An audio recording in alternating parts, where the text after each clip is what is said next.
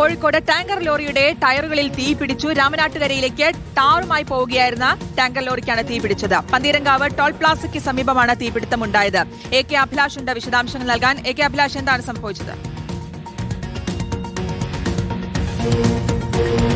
ഇന്ന് രാവിലെ കോഴിക്കോട് ഭാഗത്തു നിന്നും രാമനാട്ടുകര ഭാഗത്തേക്ക് പോകുന്ന ടാങ്കർ ലോറിക്കാണ് തീ പിടിച്ചിരിക്കുന്നത്. അതിൽ ബിറ്റ്മിനായിരുന്നു, അതായത് ടാറായിരുന്നു ആ ടാങ്കർ ലോറിയിൽ ഉണ്ടായിരുന്നു, നിറയെ ഉണ്ടായിരുന്നു, ഫുൾ ടാങ്ക് ആയിരുന്നു എന്നാണ് ഇപ്പോൾ ഫയർഫോഴ്സ് വ്യക്തമാക്കുകയും ചെയ്തത്.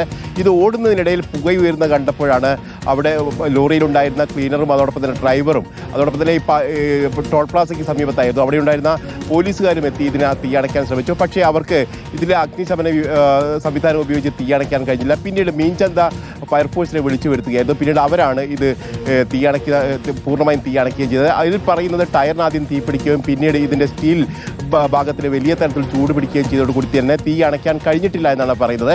ഏതായാലും റോഡിലൂടെ വാഹനങ്ങൾ പോകുമ്പോൾ തന്നെ ഇത്തരത്തിൽ തീ പിടിക്കുന്നത് വലിയ തരത്തിൽ ഭീതിയാണ് സൃഷ്ടിച്ചിരിക്കുന്നത് എന്നാണ് പ്രധാനപ്പെട്ട കാര്യം. കഴിഞ്ഞ ദിവസങ്ങളും ഇത്തരത്തിൽ വാഹനങ്ങൾ പോകുന്ന സമയത്ത് തീ പിടിക്കുന്ന ഒരു സാഹചര്യം ഉണ്ടായിരുന്നു. പിന്നീട് ഫയർഫോഴ്സ് ഒക്കെ എത്തി തന്നെയാണ് ഇത്തരത്തിൽ തീ അണയ്ക്കുകയും ചെയ്തത്. ഏതായാലും ആശങ്കപ്പെടുന്ന സാഹചര്യമാണ്. കനത്ത ചൂട് വരുമ്പോൾ റോഡിലൂടെ വാഹനങ്ങൾക്ക് പോലും അത്തരത്തിൽ തീ പിടിക്കുന്ന സാഹചര്യമാണ് ഇപ്പോൾ നിലവിൽ കോഴിക്കോട്ടുള്ളത്.